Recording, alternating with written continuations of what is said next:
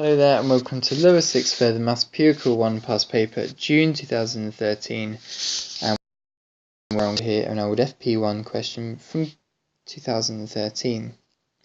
So we're looking to prove that the summation of r plus 2 times r plus 3 is equal to this value here. So what I'll start off doing here is expanding the brackets of r plus 2, r plus 3, r squared plus 5r plus 6. The next thing we're going to do is we're going to split up the summation into three separate summations.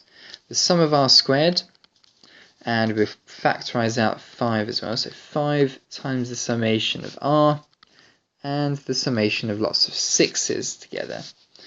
So the next thing we're going to do is introduce the formulas. Now the r squared one is in the formula booklet, n over 6, n plus 1, 2n plus 1. Add on 5 and then the summation for r, so n over 2 n plus 1, and then add that on to the summation of lots of 6's. Now when you add together n lots of 6's, you get 6n. So the next thing we're going to do here is we're looking for a factorizing step. Now that will come in one more step time.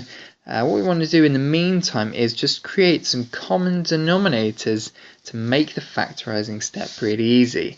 So n over 6, n plus 1, 2n plus 1. Add, now I want a 6 as my denominator here, so times by 3 on the top and 3 on the bottom. And same thing back here, we're looking for a 6 on the denominator, times by 6 on the top, you get 36n. Right, now's the big factorizing step. We want to pull as many terms out of all three of these expressions as possible, and any denominators. So, we have a 6 on the bottom, and we also have the n from all three n's. One here, one here, one here. We could almost pull out an n plus 1. We've got an n plus 1 here, an n plus 1 here, but no n plus 1 at the back, so we can't pull it out of all three terms. Now we need to write in this big square bracket what we've got left. So n plus 1, 2n plus 1 from the first expression, then plus we have a 15. We've already factorized out the n, we've already factorized the divisor of 6. So that'd be plus n plus times n plus 1. And for the last term, it's just 36 because we've factorized out the n and we've factorized out the divisor of 6. The next part we need to do is simplify inside of our square brackets. So 2n squared plus 3n plus 1. Add 15n plus 15. Add 36. So let's tidy this bracket up. So we'll have 2n squared, add 3 add 15 is 18, n add 1 add 15 is 16, add 36, that will make a 52. Let's just have a brief look at our answer. Right, so we want to have it as a 3 on the denominator, out of 6 at the moment, and we want n squared. Right, so if we pull out a factor of 2 out of this, I'm going to get 2n over 6, which is the same as n over 3. And we've already factorized out 2, so n squared plus 9n plus 26. Great, so that's what would happen if you factorize out 2. Perfect, so part A is complete. Part B now. Summation from n plus 1 up to 3n of our expression. So what we have to do here is, the unfortunate thing with this is we're starting at n plus 1. So we're going to need to take off a little bit of the summation starting at 1 going up to 3n.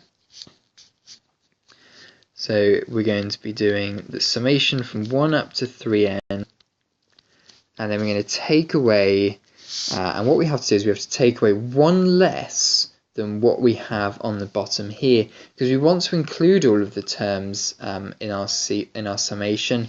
So we want to include the n plus 1 term, so we're going to take away 1 less than it to leave everything that we want. R plus 2, R plus 3. So now what we can do is we can use the formula that we have created here in both of our expressions here and here. The only difference at the first one, where it's a 3n, we're going to have to times all of these n's here, here and here by 3 before we do that.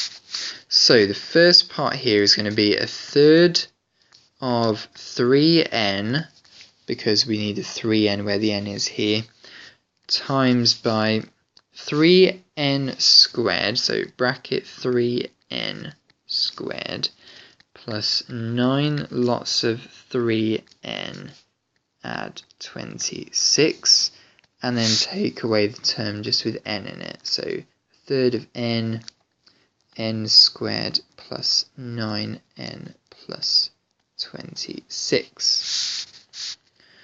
So what we're going to do now is we're going to try and factorize out from the get-go. So we have a third in our expression at the front of both of our terms here, and we also have an n at the front of both of our expressions here and here. So now we need to cancel this stuff down. So it would be 3 times whatever we have in this bracket here.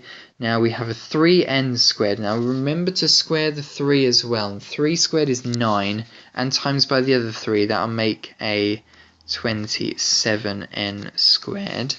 9 times 3 here is 27, times by another 3 at the front will make a plus 54. No, 27 times 3 is 81n, and 3 times 26, that will make 78.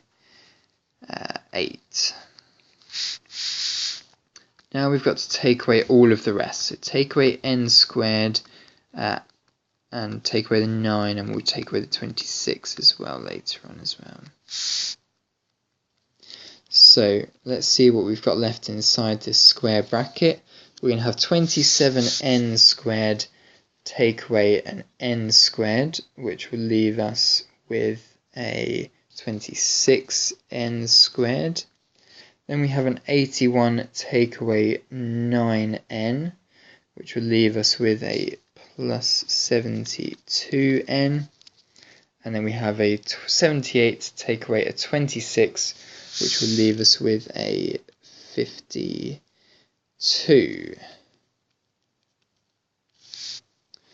Right, okay, so we're looking for it to end up as a 2 over 3 term.